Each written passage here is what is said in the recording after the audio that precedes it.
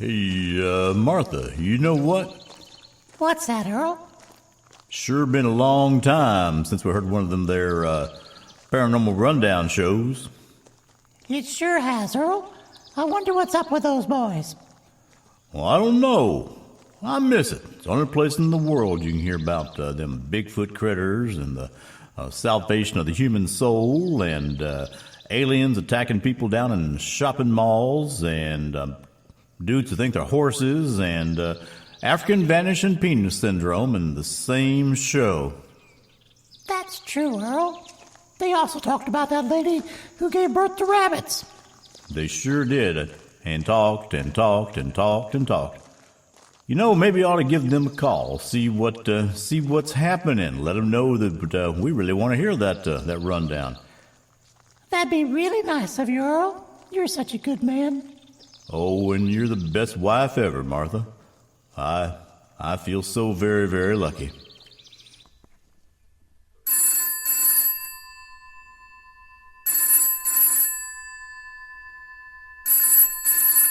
Hello, this is Avalon Leanne Dankworth Smythe. You've reached the Paranormal Rundown. How may I help you? What's that you say? You ain't Avalon. Balderdash.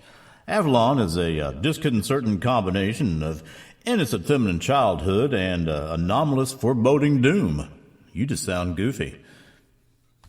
I know. I'm Millicent. They just let me stand in when Avalon's off. She's off on vacation. But she'll be returning in just 2 days, when Season 2 of the Paranormal Rundown kicks off.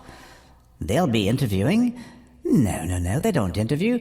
They'll have Jim Harold as their guest. It's a new day for the Rundown.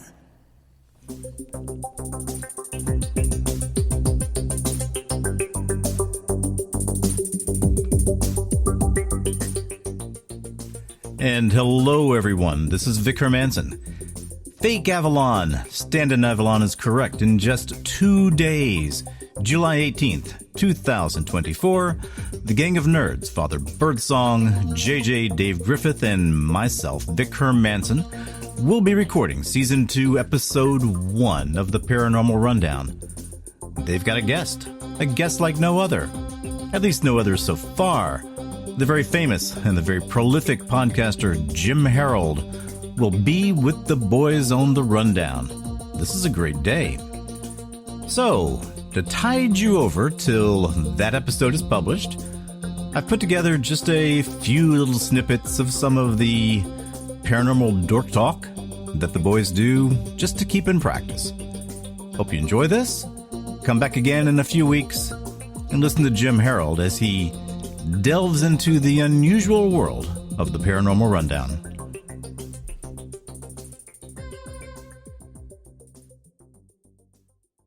Hello, this is fake stand-in Avalon again, doing my best. Clip 1 is about a charming little group called the Church of Euthanasia. Have you guys heard the tenets of the Church of Euthanasia? No, I'm ready to hear that. I'm actually looking it up as we're all right. Well, getting there. Just give me a second because I hit the button again, so I've got to go find it. Okay. Its most popular slogan is, save the planet, kill yourself. And its founding ideology is set in one commandment, thou shalt not procreate. And 4 main pillars: suicide, optional but encouraged; abortion, may be required to avoid procreation; cannibalism, mandatory if you insist on eating flesh, but only if someone is already dead; and sodomy, any sexual act not intended for procreation purposes. The church stresses population reduction by voluntary means only and rejects murder and eugenics as a means of achieving it. That last part's really charitable of them. Very nice. But so I was reading about this several days ago, and the question that came in my mind is, am I reading something serious? Or is this parody? Is this serious masquerading as parody? I think it is pretty. It's of course there to prove a point, so it could verge into serious verging on parody, but I think if you had to talk to someone who truly believed in that type of philosophy, it's pretty dang serious. Well, I didn't one of their slogans. Yeah, I think you're right. One of their slogans is eat a queer fetus for Jesus. Well, okay. Right. My God. Eat as an EAT, a queer fetus for Jesus. Which goes along with their abortion stance and non-procreating and sodomy and, yeah, I got a lot of issues with this, but I'm going to let somebody else take the reins on it. Well, at least they're highly consistent. I mean, eat a queer fetus for Jesus could be, that could take us a long rabbit hole. All right. So let's say you are the kind of person who, for you, I mean, I guess I could place this probably kind of like flat earthism. Okay, there are some genuine flat earthers. I'm jumping through hoops with another one right now to get him to come on my personal podcast. And these guys are, man, they are slippery. They will agree to be on your show, and then you'll talk a little while and they'll start saying things like, I don't know, you think you may be some kind of enemy of mankind or something. And so the last guy who called me an enemy of mankind, I just said, yeah, you're right. But still, I've got an entertaining podcast and you should come on it. So anyway, you've got a few genuine flat earthers and a lot of people who like the hubbub. So I can only assume that some of these people are genuine, but many of them are probably just people who like the hubbub. But what kind of mental state would you have to exist in to make that your religious focus, or your focus of belief, or your focus of faith, or whatever you want to call that?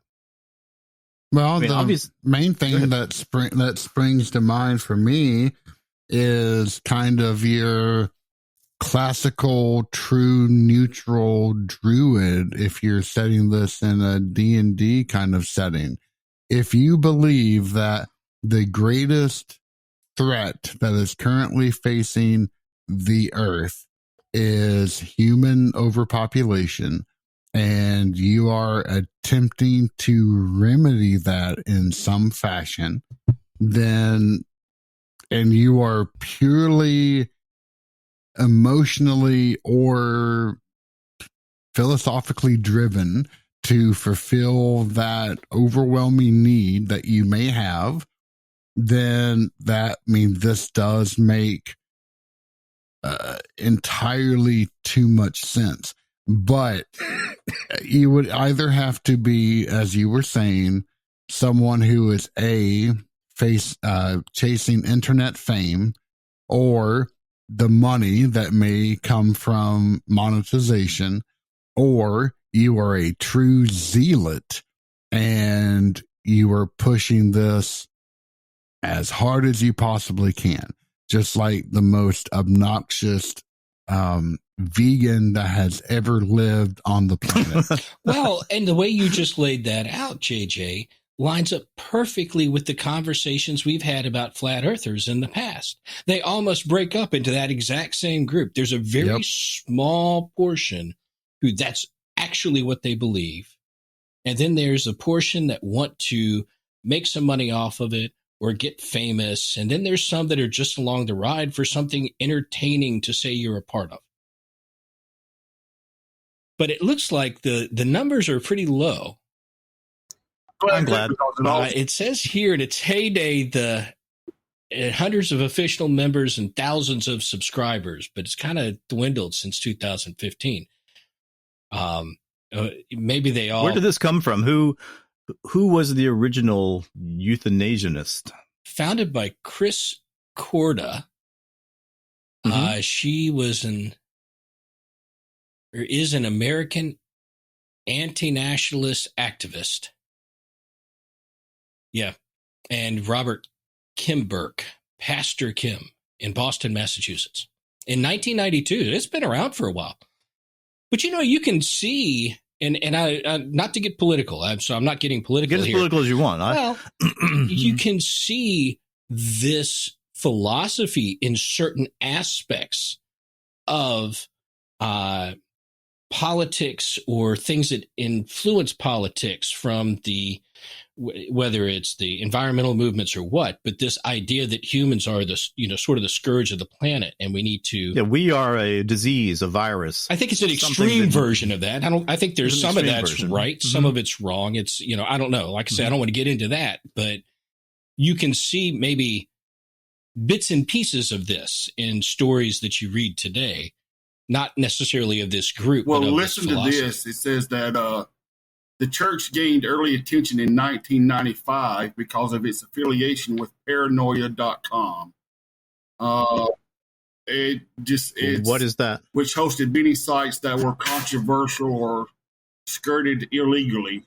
And then it says that the members of this Church of Euthanasia, I'll just call it a cult, appeared on the Jerry Springer show titled, "I Want to Join a Suicide Club." That just sounds like a Springer episode. That's Springer gold right there. Listen to this. Following the September 11 attacks, the church posted on its website a 4-minute video combining hardcore porn with footage of the World Trade Center collapsing. And it says, including an electronic soundtrack recorded by Corda with the lyrics, "People dive into the street while I play with my meat."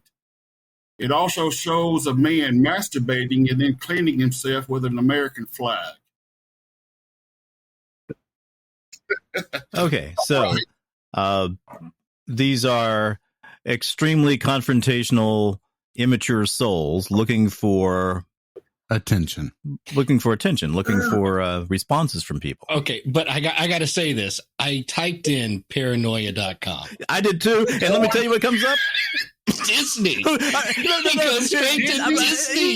You said it, and I was hoping I could get JJ and Father Mike to. It goes straight to Disney. I mean, immediately. I'm seeing the little Inside Out girl. She's, doing her dancing and things, and but it goes straight to Disney. I don't know what to read out of that. I don't. Oh, I think I know exactly what to read out of that. Hello, this is fake Avalon Leon Dankworth Smythe again. And it's a fun thing to say, that name, it really is. I don't want to make Avalon angry though, so understand I'm just standing in. In clip 2, we hear the team lament about the fact that none of them have a valid PhD. That is a very difficult situation for them to face. Dr. Mike, with all your degrees and everything, is it legitimate to call you Dr. Mike? Okay. See, you could have just gone with, in between season 1 and season 2, I had some spare time. So got my PhD. And JJ decided he didn't want another $100,000 in debt. I've never got a PhD in anything, so none of us can be called doctor. No. And that is probably the greatest regret. I had a hard enough time getting a match at this point. What, that you can't be called doctor? Oh no, it's not that I'm desiring the title, although that would be very nice to stroke my own ego. But no, it is more about there is something transformative if you truly go through a doctorate process and you spend X number of years of your life truly dedicating yourself to one particular topic. It does something to your brain. It helps to shape you. And I can tell you, from just graduating from college to graduating from my graduate school, those 2 years truly helped to shape me into the human that I am. So I have always wanted to go through that last step, and I have yet to do so. Well, I'm not ever going to do so. But you're right. I mean, how long would it take to get a doctorate in the sort of things that you actually study, JJ? Would that be a 4-year process? Oh, no, that's on the low end. It really depends. 8 years. Depending on the program, like, for example, there's only 5 universities that like particularly study what I do, and which for the audience, which is Second Temple Judaism, sort of religious philology. Yeah, that kind of a combination of philology, Second Temple Judaism, and a focus on the truly esoteric. Okay. And like on the large end of the spectrum, if I went to University of Chicago, 12 years minimum. 12 years. Yeah. That's in total. So right? Including what you've already done. Oh, no, that's only the PhD program. So you can get an undergraduate degree in 4 years. You can get a master's in two intense years. Yes. But then to make that next step into the doctorate arena, 12 years of your life? Yeah. Now, it can take as little as 5, depending on the program that you're in, but the far end is 12, and a lot of people tend to be around the 8-year mark, as Father Mike was indicating. Wow. Yeah, so the only way I'm ever going to get a doctorate is to get wealthy and make a big donation to a university and get an honorary. That's what I would go for. Well, see, I was just planning on throwing away my honor and finding some place like the University of Southern Guadalajara. Oh, I have thought of that myself. In fact, actually, it's funny that we're on this topic because I was watching a TikTok today, and it was a comedian who was given kind of a presentation to a bunch of other comedians, and his topic was, I tried to get an honorary doctorate from a bunch of different universities, and I just asked them for it, and most of them didn't reply, as you would expect. But I had a few that were really interesting, and they came back. Yeah, it was actually pretty humorous. I'll see if I can dig that up and send that to y'all. That's crazy. Well, I just figure I could probably buy one from somewhere. Oh, yeah. In fact, I'm taking an honorary doctorate in paranormal studies. Right. That's what we could do. I mean, we could just say we've got all this experience. Or we could just charter our own university. We could yeah. Rundown you. It seems the JJ got cut off just a wee bit early there. Hello, this is Fake Avalon, Leanne Dankworth Smythe, and in clip 3, we'll hear the boys, especially JJ, talk about tachyons. You know, they're very, very, very fast.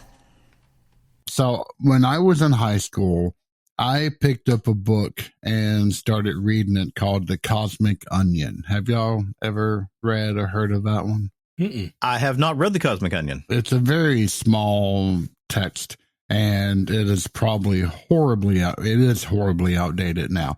However, it truly fascinated me, and I was already sold on the idea of astrophysics as being a huge Star Trek nerd and everything else. And I fell in love. And when I went to interview for a scholarship at my college, my college has a very famous astrophysicist who now works there, or he did when I was there, Dr. Niffen. And NASA is actually the one who built our school's network so that they could keep in contact with him. So we were one of the very few schools that actually had fiber optic network way back in 1994. And you only use that for communications with NASA, right? I use that primarily for Mac Gopher and in order to communicate with other female students at Sweetbriar University. That was our major. Oh, and BBS boards. Yeah, can't forget the Brenta way back in the day. But yeah. So and I want to reveal to y'all, I have 2 conceits, at least, in my life of things that I categorically deny. To my dying breath, I will deny. And one of them is a belief that the existence of good necessitates the existence of evil, or vice versa. I think that's absolute bunk. The second is that the speed of light is the absolute constant of the universe. Now, I know the math behind it. I know all the theories. I accept that. I'm not a flat earther. I'm not a denier of science by any stretch of the word. But in tachyons, they help to reinforce that probably very stupid belief back when I was in high school. Look, here's a particle that can go, and for those who don't know, a tachyon is a theoretical particle that never moves slower than the speed of light. And as a result, it moves backwards in time. And it's fascinating. It really is. But yeah. So the idea is because time slows down, the closer to the speed of light that you get, correct. Once you surpass it, you actually start going in reverse. Yeah. In fact, that's the idea. Yeah. And the more you actually get into studying astrophysics, and especially the weirdness of black holes, then you get into the 4-quadrant theory. It gets really bloody interesting. I absolutely love astrophysics to this day. And most of my YouTube happens to be just watching stuff about it. But anyway. So if we actually had tachyons, so a tachyon would have mass of some kind? Probably not. Now, God only knows if it would actually interact with the Higgs field, because the Higgs field is actually what provides mass to subatomic particles. But so, I mean, if it... Yeah, but photons don't have mass. No, they do not. So I do not believe that tachyons would have a mass either. Okay. Well, it was less than 20 years ago that there was a serious set of papers talking about there being a 5th fundamental force that was sort of an anti-gravity force that was in the news for a few months, and there were a few peer-reviewed papers written about it, and then it kind of disappeared, like many things along those lines do.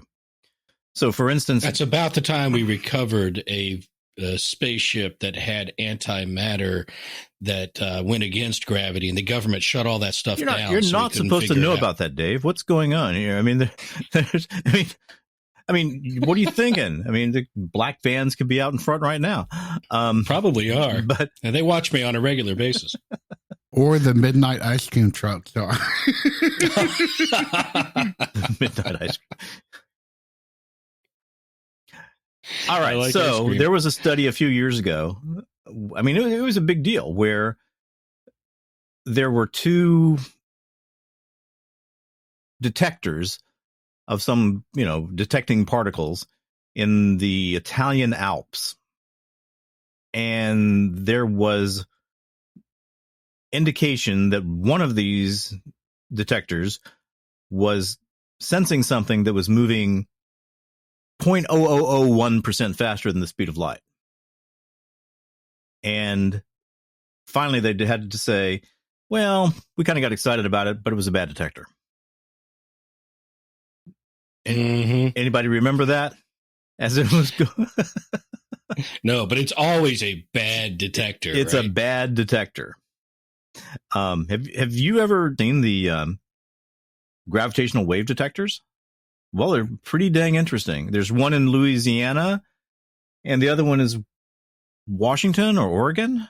Oh, they're amazing. I mean, I don't know where the other two, but yeah, they're, go ahead, JJ. Yeah, they are. So if you don't know, these things are kilometers long. I think 4 kilometers, where you have a central base, which is primarily the unit that sends out these laser pulses to the 2 arms, and they're done kind of in an L shaped. Mm-hmm. And they will bounce a laser light back. And then if they detect that there is any hesitancy in receiving at the end point of one of these 2 arms, then they will know that it has been affected by a gravitational wave. And we're talking about, I mean, it requires really beefy computers, because we're talking about such minuscule measurements that are going on. Right. We're literally talking about things like the radius of 3 hydrogen atoms or something. Exactly. And now that we have 2 of them, then they can actually use that to help triangulate exactly where the source of the gravitational waves occurred at. And that's normally done with the merging of black holes, or a neutron star in a black hole, or a magnetron in a black hole, etc. There's a lot of different use cases. And then recently, because they can essentially use the entire Earth as a detector, they have been able to find this low-grade gravitational wave hum that essentially permeates everything. And it's fascinating. I mean, these machines are just absolutely a technical marvel. What's the postulated source of the gravitational hum? They are essentially just all of these different collisions and echoes that happen because of these gravitational waves that are essentially sent out. So these could be just permeating the universe. Exactly. So it's the equivalent of the background radiation in the universe. Yes. It's the background gravitational hum versus the radiation. Yeah, it's not the CMB, the cosmic microwave background, which is essentially. But I'm saying it's the equivalent of from a gravitational standpoint. Exactly. Yeah. Yes. Yeah. And then, I mean, gravity just by itself is amazing, because taking in correlation to the other fundamental forces, it is on the magnitude of 10 times weaker than everything else. And physicists for years have been attempting to describe this. You know, if they can bump up the number of dimensions that gravity is essentially having to go through, and they can get that number to, I think it's 11, then that math kind of checks out. But yeah, it's just, all of it is really interesting, and it goes well above my head. Hello again. This is fake Avalon Leon Dankworth Smythe. Gosh, that's fun to say. Just the thought of being part of the disembodied and disinherited British aristocracy just gives you the shivers. In clip 4, you will get the somewhat unsurprising news that both Vic Hermanson and JJ have somewhat unusual brains. In the current vernacular, well, duh.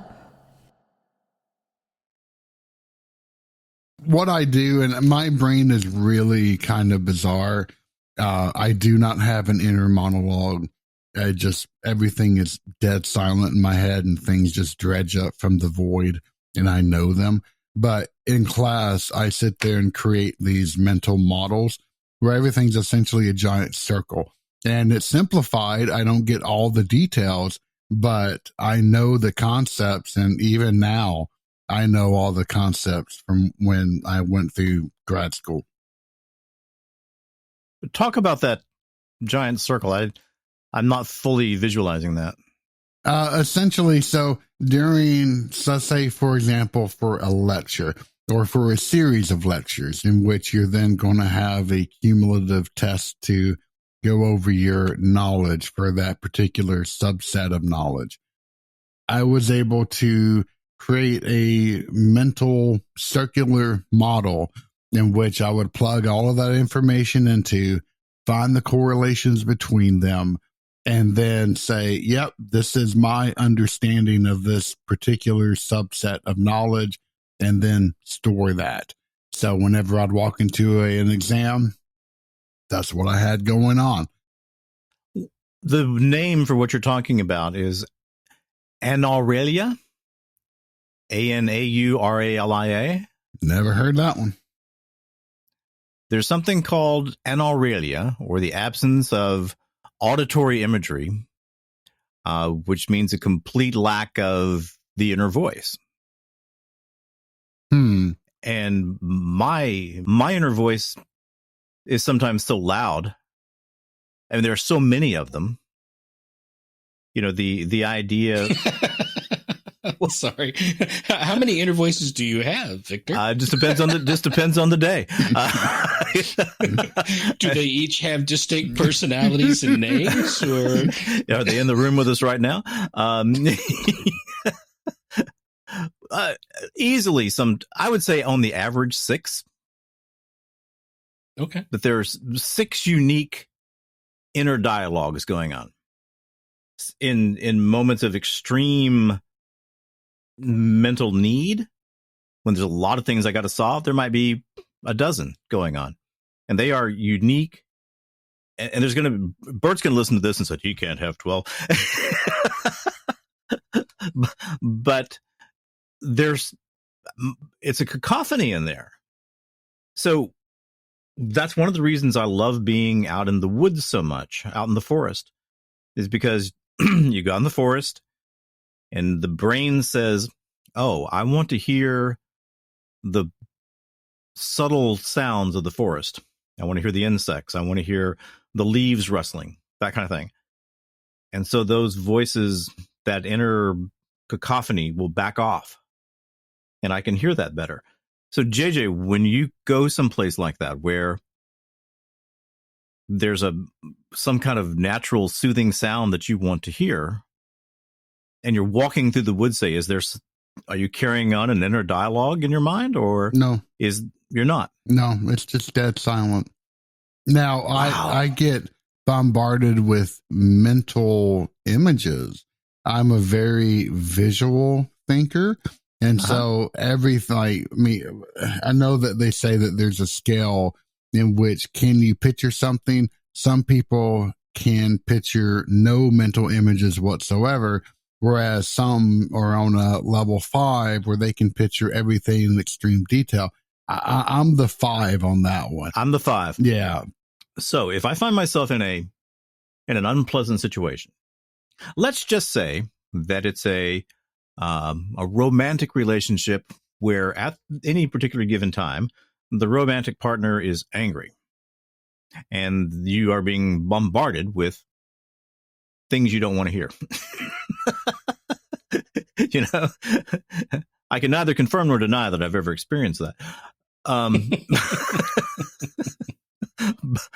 What my brain does at that time is it kind of starts randomly placing mirrors and prisms and laser beam generators around the room. And then it's triggering one of those laser beams. And so I can both see the laser beam and I can hear the laser beam. And so suddenly there's bzz, bzz, bzz, bzz, bzz, bzz, and I'm watching this laser beam bounce off these mirrors and go through these prisms and go through half silvered mirrors. And my brain creates this puzzle. Okay, how do I get a laser beam to go right on her earring or her nose or somewhere in the room? And the act of doing these, which I'm pretty sure are accurate, optic puzzles is soothing. You know, Vic, a lot of people take a lot of drugs to be able to do stuff like that. I'm just saying. I mean, there's a lot of acid that's been taken to achieve that type of visual accuracy and ingenuity there. Well, okay, so what if my brain creates its own natural hallucinogens? Yeah, well, I mean, those chemicals work on us because we have receptors for them. Yes. And we have receptors for them in many cases because our brain does generate it. Your brain does. What's the? All right, it's called DMT. What's the one? Yeah, DMT. DMT. Yeah, DMT. That's the one that's in. I never can say the ayahuasca. Word. Ayahuasca. I never can say that word right. It's in a lot of other of these drugs, of these hallucinogens. And I mean, there are plenty of physicians, plenty of doctors who are pro hallucinogen. Oh yeah, and it's happening much more too, especially on the psilocybin side of things. But the interesting thing about that is the brain generating that DMT is also being used by some to explain paranormal experiences. Yeah, I can certainly see that. Yeah, right, because they're saying that, well, yes, you think you saw Sasquatch. And you think you sat down and shared a slice of pizza with him. But actually what happened was that was all in your head because your brain generated a certain amount of DMT and you went on this small mini trip. First off, it was sushi. Well, I guess it depends on whether you're, in the U.S. or whether you're in Japan. But hello, this is fake Avalon Leanne Dankwart Smythe again. I don't even mind being fake, it's just exhilarating. In clip 5, which is our last clip unfortunately, we hear of the phantom car, or the ghost car, or the accident that never was, or how, at least at one point in time, two solid objects seemingly occupied the same space. Wow, that's a new one. All right, let me combine a few things here. The ability to recognize a deja vu event as the culmination of something where you've been given knowledge of what is likely to happen in the future could certainly be thought of as meaning that there's a future that already exists and that knowledge has to get back to you some way. And the way it gets back to you is through tachyons. which are moving back in time and can give you this knowledge that you would otherwise not have any way of ever receiving. Because look, if I'm thinking that a particular change in direction or whatever that I made saved the life of my son, that's too powerful to ignore. True. And that's too powerful to ignore. So, I mean, I can remember a time in Houston, not in Houston, it was in Charlotte, where I was driving. My oldest son was sitting in the passenger seat. It was a snowy day. The streets were slippery. I was coming around a corner. There was a street that was coming into the street that I was driving on. And this car couldn't stop. And it felt to me very much like we were, it was going to hit us. And it was going to hit us where my son was. And we weren't going all that fast, but it was certainly going to damage the car and it would probably damage him. And I swear to you, my conscious recollection of that is that those two cars kind of passed through each other. It very much as if we were occupying the same physical space and no harm came to my car or my son.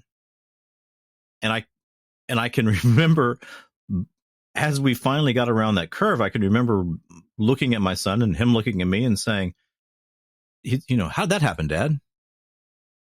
So he experienced the same thing where it seemed very, very much like those two vehicles were supposed to hit, but we didn't. See, I didn't even know. Go ahead. That's far more amazing than my little experience of that same type of phenomena. But that's when I was 4 years old. I was standing on the bank next to the road, looking at all the cars that were coming by a little country road that ran right in front of our house, and seeing one car coming from one direction, another car coming from one direction, and knowing that they were going to hit, and then absolutely amazed when they just bypassed each other. And that is the day that I learned about the third dimension. And that is a true story, by the way. I was amazed. I'm like, oh, yeah, there are two sides of the road. Two sides of the road. How does that happen?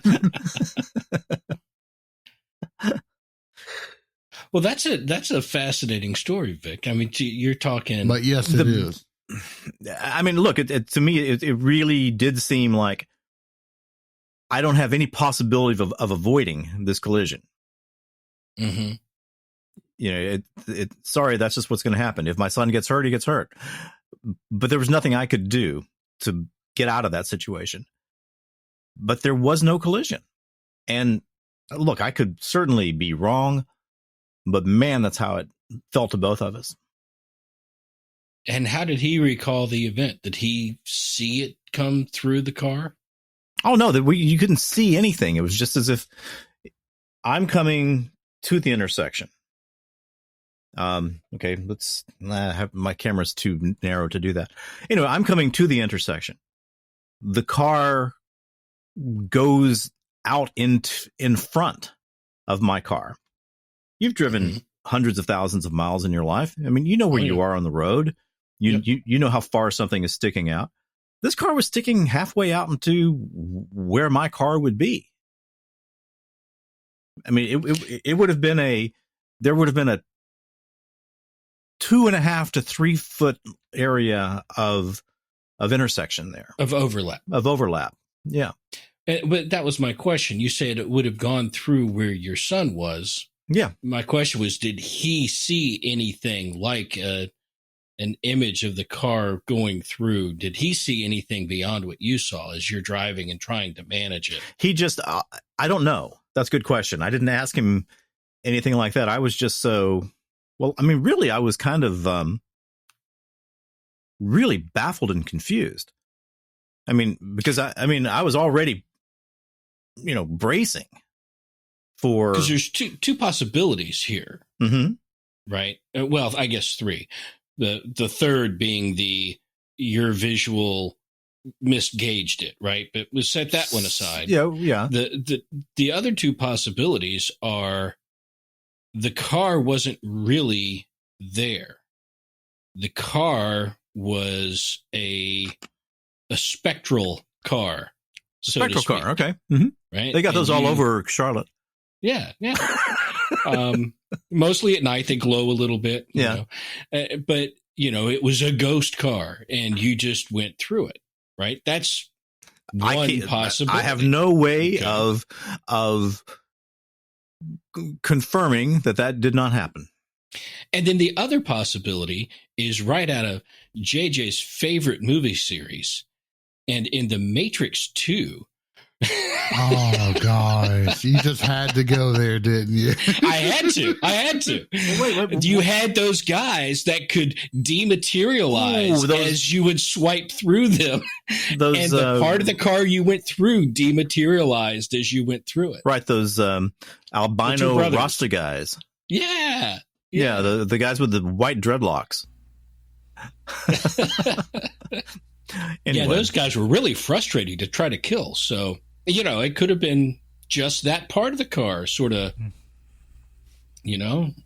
maybe God decided it's not time for a car accident today. And he's like, we'll just mess with the particles of this car, right? Well, that's kind of where I put it. It's just a matter of, okay, this isn't your time.